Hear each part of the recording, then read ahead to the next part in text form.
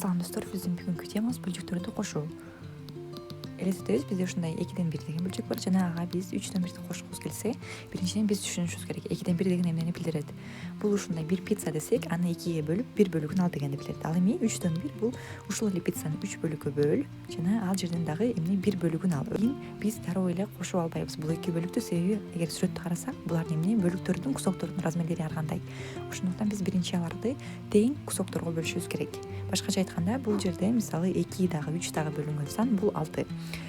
Пиццаны биз 6 майда бөлүккө бөлөбүз. Бул 3 бөлүк, ал эми экинчиси 2 бөлүк.